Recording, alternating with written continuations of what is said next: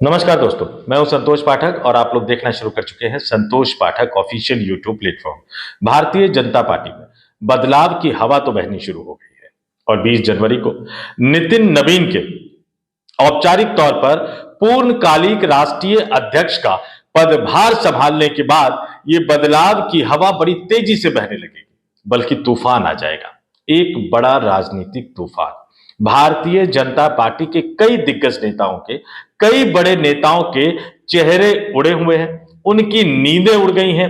कई नेता अलग अलग जगहों पर यानी धार्मिक मान्यता वाली जगहों पर पूजा पाठ भी करवाना शुरू कर चुके हैं क्योंकि बदलाव की इस बयार में कई बड़े बड़े वृक्ष, कई पुराने वृक्ष जो हैं उनको मार्गदर्शक मंडल में जाकर बैठना पड़ेगा। इशारा कर दिया गया है, संकेत बता दिया गया है, लेकिन बदलाव की इस हवा में कई नेताओं के किस्मत का दरवाजा भी खुलने जा रहा है। कई नेता जो अभी अलग अलग स्तर पर राजनीति कर रहे हैं, वो भारतीय जनता पार्टी की राष्ट्रीय राजनीति में आने वाले हैं, ये आप पूरी तरह से तय मानकर चल लीजिए। लेकिन कई नेता परेशान हैं, खास तौर से वो नेता जो 70 वर्ष की उम्र से ज्यादा के हैं। और जो बदलाव की हवा बहेगी वो सिर्फ भारतीय जनता पार्टी के संगठन में ही नहीं बहेगी, भारतीय जनता पार्टी के राष्ट्रीय पदाधिकारियों की लिस्ट में या राष्ट्रीय कार्यकारिणी या राष्ट्रीय परिषद के सदस्यों की लिस्ट में ही नजर नहीं आएगी, बल्कि भारतीय जनता पार्टी का मुख्यालय ऊपर से लेकर नीचे तक हर फ्लोर पर आपको नए चेहरे नजर आएंगे, नए नेता नजर आएंगे। लेकिन क्या सब कुछ नया होगा? क्या सारे नेता नए होंगे? ऐसा बिल्कुल नहीं। कई और नेता भी, कई अन्य नेता भी एक बार फिर से भारतीय जनता पार्टी की मेन स्ट्रीम पॉलिटिक्स में वापसी कर रहे हैं। मैं इसको घर वापसी का नाम नहीं दूंगा क्योंकि वो भारतीय जनता पार्टी में तो बने हुए हैं, लेकिन वो खामोश हो गए हैं, वो शांत हो गए हैं, वो थक हार कर अपने अपने पुराने धंधों में, पुराने कामकाज में उनमें से कुछ वापस लौट गए हैं, कुछ बिल्कुल थक हार कर अपने घर पर बैठ गए हैं, कुछ ने भारतीय जनता पार्टी के कार्यक्रम से पूरी तरह से दूरी बना ली है। ना वो भारतीय जनता पार्टी को याद करते हैं और ना पिछले कुछ वर्षों में भारतीय जनता पार्टी के संगठन के नेताओं ने उनको याद किया किसी कार्यक्रम के लिए। इस तरह की स्थिति में कई नेता हैं जो बीजेपी के होकर भी बीजेपी के नहीं। तो बदलाव की ये बयार भारतीय जनता पार्टी का फैसला लेने वाली जो सर्वोच्च इकाई है, संसदीय बोर्ड, इस संसदीय बोर्ड में आपको सबसे पहले नजर आएगा। कल इस पर विस्तार से मैंने एक स्टोरी करी थी जिसमें मैंने आपको बताया था खास तौर से कि राजनाथ सिंह साहब के साथ क्या होगा, अन्य कई नेताओं के साथ क्या होगा, क्योंकि उम्र जो है अब वो आड़े आनी शुरू हो गई है। प्रधानमंत्री के आड़े क्यों नहीं आ रही है वो भी मैं आपको बताऊंगा, लेकिन आज जो मैं एक सबसे बड़ी स्टोरी लेकर आया हूं कि भारतीय जनता पार्टी की एक महिला नेत्री जिनको जब जब पार्टी ने जहां जहां भेजा वो वहां वहां जाने को तैयार हो गई, हारी भी लेकिन लड़ती रही और जीती। ऐसी जीत जीती जिसने भारतीय जनता पार्टी के कार्यकर्ताओं के चेहरे पर एक मुस्कान ला दी। लेकिन फिर एक अगला चुनाव आता है, वो हार जाती हैं, एक तरह से मेन स्ट्रीम पॉलिटिक्स से अलग हो जाती है या अलग कर दी जाती है, इसका फैसला तो आप कर लीजिए। फिर खबर निकलकर सामने आती है कि वापस वो सीरियल की दुनिया में वापस लौट रही हैं, यानी अब राजनीति की दुनिया में नहीं रहेंगी। जी हां, आपने बिल्कुल ठीक अंदाजा लगाया, मैं बात कर रहा हूं पूर्व केंद्रीय मंत्री स्मृति ईरानी की। स्मृति ईरानी की जो खबर आई थी ना कि राजनीति की दुनिया से अलग हो रही है, सीरियल की दुनिया में वापस लौट रही है, स्मृति ईरानी से जुड़ी एक बड़ी खबर लेकर मैं आपके सामने आया हूं कि स्मृति ईरानी की जोरदार वापसी होने वाली है, स्मृति ईरानी की दमदार वापसी होने वाली है। भारतीय जनता पार्टी के एक नए युवा टीम में 45 वर्ष के नए राष्ट्रीय अध्यक्ष नितिन नवीन की जो युवा टीम बनेगी उसमें स्मृति ईरानी की जोरदार वापसी होने वाली है। और संकेत तो इसके मिलने काफी पहले शुरू हो गए थे, लेकिन उन संकेतों को सूत्रों के हवाले से हम वेरीफाई नहीं कर पा रहे थे, इसलिए उस खबर को लाने में मैं व्यक्तिगत रूप से मानता हूं कि थोड़ी सी देरी हो गई है। लेकिन अब लगभग लगभग ये तय हो चुका है, या तो संदेशा भिजवा दिया गया होगा, यानी या तो टेलीफोन चला गया होगा या टेलीफोन जाएगा, लेकिन स्मृति ईरानी की जोरदार दमदार वापसी भारतीय जनता पार्टी के संगठन की राजनीति में होने जा रही है। और इसका संकेत कहां से मिला? संन्यास वाली बात तो कई महीने पुरानी है, सीरियल में जाने वाली बात तो कई महीने पुरानी है, लेकिन हाल ही में जब एसआईआर अभियान चल रहा था तो स्मृति ईरानी ने उत्तर प्रदेश के अमेठी से, जी हां, जहां से वो सांसद रही हैं, अमेठी से वोटर लिस्ट में अपना नाम दर्ज करवाया। और अब एक बड़ी खबर आ रही है, वो बड़ी खबर मैं आपके सामने रख देता हूं, फिर थोड़ा सा स्मृति ईरानी के बारे में भी बताऊंगा। बहुत शानदार काम किया, लड़ाकू महिला है, बीजेपी की अनुशासित सिपाही रही हैं, लेकिन शायद वो भारतीय जनता पार्टी की सरकारों की बात करूं तो चाहे वो अटल बिहारी वाजपेयी का मंत्रिमंडल रहा हो या नरेंद्र मोदी का मंत्रिमंडल रहा हो, स्मृति ईरानी इकलौती ऐसी केंद्रीय मंत्री रही हैं जो केंद्र सरकार में मंत्री होने के बावजूद भी, जिस समय अमित शाह पार्टी के राष्ट्रीय अध्यक्ष हुआ करते थे, अमित शाह ने उनको अपनी राष्ट्रीय कार्यकारिणी में शामिल नहीं किया था और इस तरह से वो बीजेपी के इतिहास में पहली केंद्रीय मंत्री बन गई थी जो केंद्रीय मंत्री होने के बावजूद भारतीय जनता पार्टी की राष्ट्रीय कार्यकारिणी में शामिल नहीं की गई थी। भारतीय जनता पार्टी के राष्ट्रीय अध्यक्ष के चुनाव के कार्यक्रम के अनुसार 19 जनवरी को नामांकन होना है और अगर एक से ज्यादा उम्मीदवारों ने पर्चा भरा तो चुनाव की नौबत आएगी, लेकिन ऐसा होगा नहीं।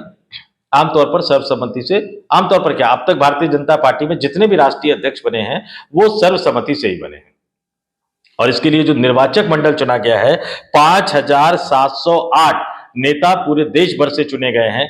आडवाणी जी क्यों नहीं शामिल है, मुरली मनोहर जोशी क्यों नहीं शामिल है, उसका कारण कल की एक स्टोरी में मैं आपको बता चुका हूं।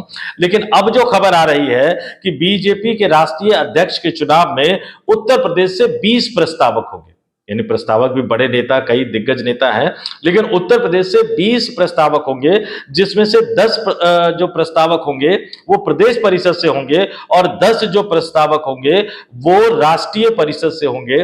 मैं नाम आपको बता देता हूं, ये जो 20 प्रस्तावक है इसमें उत्तर प्रदेश के मुख्यमंत्री योगी आदित्यनाथ का भी नाम है, इसमें उत्तर प्रदेश के दोनों उप मुख्यमंत्री केशव प्रसाद मौर्य और ब्रजेश पाठक का भी नाम है, इसमें भूपेंद्र चौधरी का भी नाम है और इसमें राजेश चौधरी का भी नाम है। ये विधायक है, युवा मोर्चा में रहने के दौरान बहुत लाठियां खाई हैं इन्होंने श्रीनगर में जाकर। इनको एक बड़ी भूमिका नई वाली टीम में मिलने जा रही है, जो मेरे सूत्र ये बता रहे हैं। उसके बाद इसमें जो आपके नोएडा से यानी गौतम बुद्ध नगर से सांसद हैं, केंद्रीय मंत्री पहले रहे हुए अब पूर्व हो गए हैं, ये आपके महेश शर्मा भी शामिल है, स्वतंत्र देव सिंह भी शामिल है, कमलेश पासवान जो कि अभी केंद्रीय मंत्री हैं वो भी शामिल है और इसमें एक सबसे महत्वपूर्ण नाम जिसकी स्टोरी मैं लेकर आया हूं, स्मृति ईरानी भी शामिल है। जी हां, पूर्व केंद्रीय मंत्री, अमेठी से पूर्व लोकसभा सांसद स्मृति ईरानी भी जो प्रस्तावक बनेंगे राष्ट्रीय अध्यक्ष के चुनाव में उत्तर प्रदेश से, उन प्रस्तावकों की सूची में शामिल है। संकेत समझिए कि एक तरफ जहां वो सीरियल की दुनिया में वापस लौट रही थी, वहां अचानक ये पता लगा कि एसआईआर अभियान में वो उत्तर प्रदेश की वोटर बन गई हैं। फिर ये खबर आई कि उनको इस तरह के जो राष्ट्रीय अध्यक्ष के चयन के लिए जो सदस्य चुने गए हैं उत्तर प्रदेश से प्रस्तावक, उन 20 नेताओं की सूची में स्मृति ईरानी को शामिल किया गया है। तो सवाल उठ रहा है कि मिलेगा क्या, और क्यों मैंने ये कहा कि स्मृति ईरानी को जब जब पार्टी ने चुनौती दी उस चुनौती को उन्होंने स्वीकार किया। दिल्ली से कपिल सिब्बल के खिलाफ लड़ाया, वो लोकसभा चुनाव लड़ गई लेकिन हार गई। अमेठी से 2014 में राहुल गांधी के खिलाफ लड़ाया, जो कि गांधी परिवार की ट्रेडिशनल सीट मानी जाती थी, वहां से वो लड़ी, पुरजोर तरीके से लड़ी, लेकिन 2014 के लोकसभा चुनाव में वो हार गई। 2019 के लोकसभा चुनाव में वो जीती, लेकिन 2024 के लोकसभा चुनाव में फिर हार गई और 2024 के लोकसभा चुनाव के बाद ना तो उनको सरकार में कोई जिम्मेदारी दी गई, ना ही उनको पार्टी में कोई जिम्मेदारी दी गई, जबकि एक समय पर स्मृति ईरानी मोदी सरकार की यंगेस्ट कैबिनेट मिनिस्टर थी, यानी सबसे युवा केंद्रीय मंत्री मानी जाती थी। लेकिन जैसा कि मैंने आपको अमित शाह वाला भी वाक्य बताया कि जब वो राष्ट्रीय अध्यक्ष बने तो उन्होंने स्मृति ईरानी को पार्टी की राष्ट्रीय कार्यकारिणी में शामिल नहीं किया।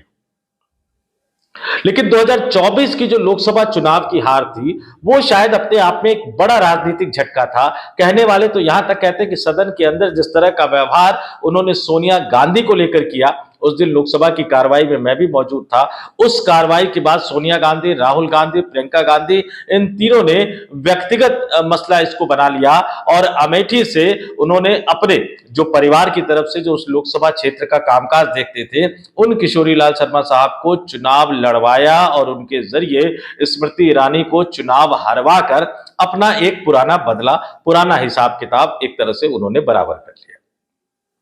लेकिन फिर सवाल उठा कि भाई सरकार ने क्यों नहीं याद किया, प्रधानमंत्री ने क्यों नहीं याद किया, पार्टी अध्यक्ष जेपी नड्डा ने क्यों नहीं याद किया, केंद्रीय गृह मंत्री अमित शाह ने क्यों नहीं याद किया? क्योंकि संसद सत्र के दौरान एक बार स्मृति ईरानी संसद पहुंची, जबकि वो सांसद नहीं थी। अमित शाह से मुलाकात हुई, ये माना गया कि अब सब कुछ फिक्स हो गया, बहुत जल्द उनको बड़ी जिम्मेदारी दी जा सकती है, लेकिन वो बहुत जल्द फिर आया नहीं।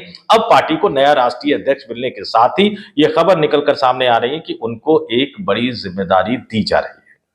अब सवाल ये उठ रहा है कि स्मृति ईरानी को क्या जिम्मेदारी दी जाएगी? देखिए, 45 वर्ष के राष्ट्रीय अध्यक्ष नितिन नवीन, अब बीजेपी के सामने सबसे बड़ी चुनौती है कि उनको एक युवा संगठन आपके सामने पेश करना होगा। तो जाहिर सी बात है कि आपको 45 से 55 के बीच के नेताओं को एक बड़ी जिम्मेदारी देनी होगी। कुछ नेता, जो 2-4 नेता होंगे, वो जरूर आपके 65-70 के ऊपर होंगे। और प्रधानमंत्री नरेंद्र मोदी 75 वर्ष से ऊपर के होने के बावजूद भारतीय जनता पार्टी के संसदीय बोर्ड के सदस्य होंगे, केंद्रीय चुनाव समिति के भी सदस्य होंगे, क्योंकि वो सरकार के मुखिया है। लेकिन बाकी नेताओं के मामले में आपको बैलेंस बनाना होगा। तो हो सकता है, और हो सकता है नहीं बल्कि ये होगा, 45 से 55 वर्ष की उम्र के कई ऐसे नेता नई राष्ट्रीय टीम में आपको नजर आएंगे जिनका नाम दिल्ली की राजनीति को कवर करने वाले पत्रकारों ने नहीं सुना होगा, और हो सकता है बहुत सारे नेताओं ने भी ना सुना हो।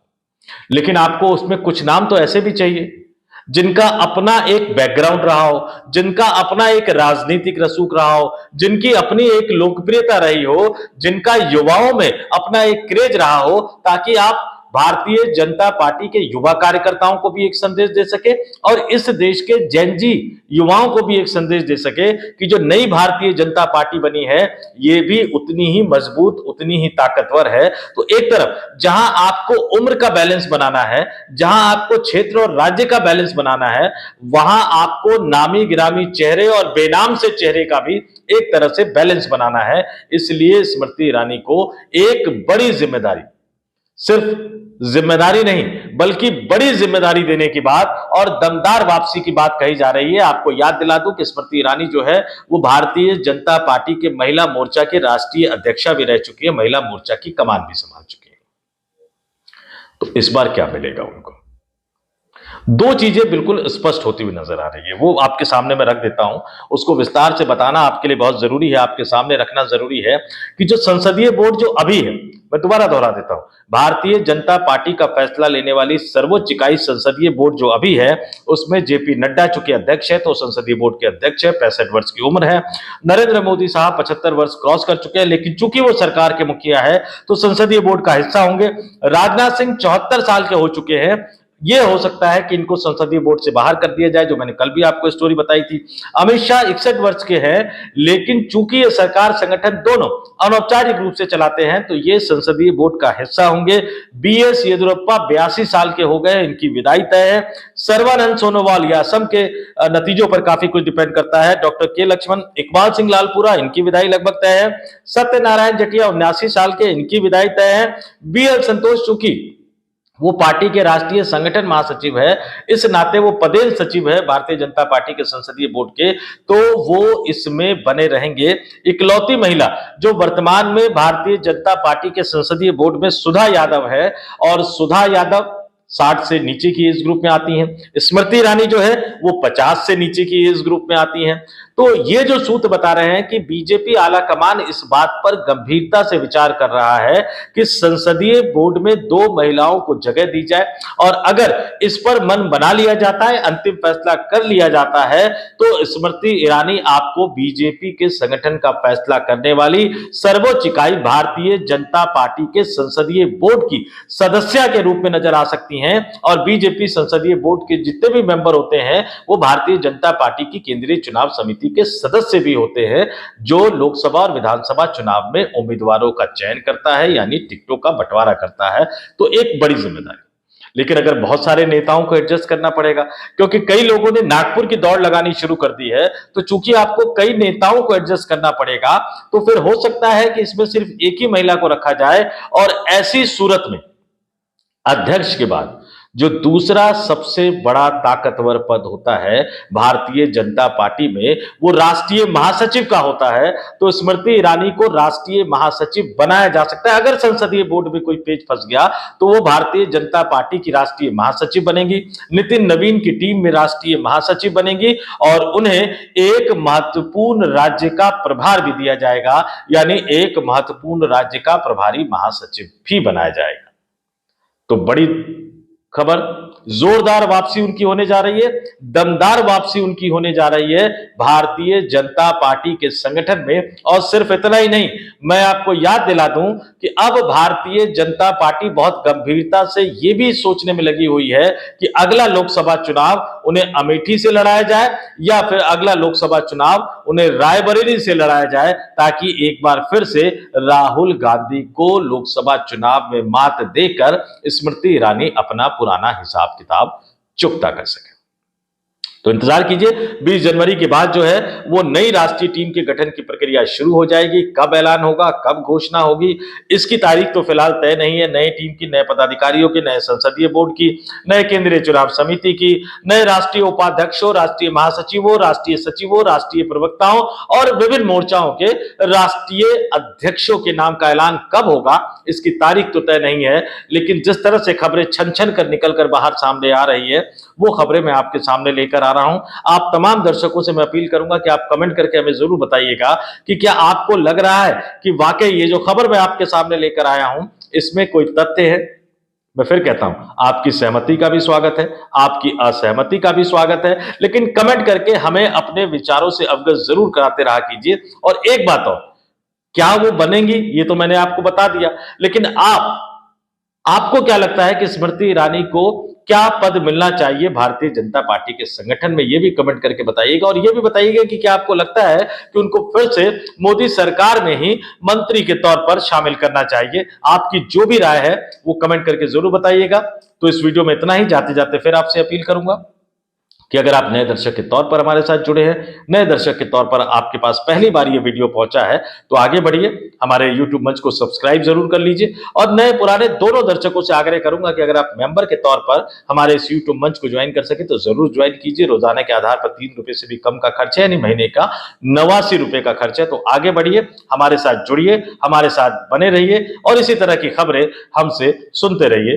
देखते रहिए। तो इस वीडियो में इतना ही। मुझे यानी संतोष पाठक को दीजिए इजाजत। आप तमाम लोगों से अपील, आग्रह, देखते रहिए संतोष पाठक ऑफिशियल यूट्यूब प्लेटफॉर्म। बहुत बहुत धन्यवाद, आभार, नमस्कार।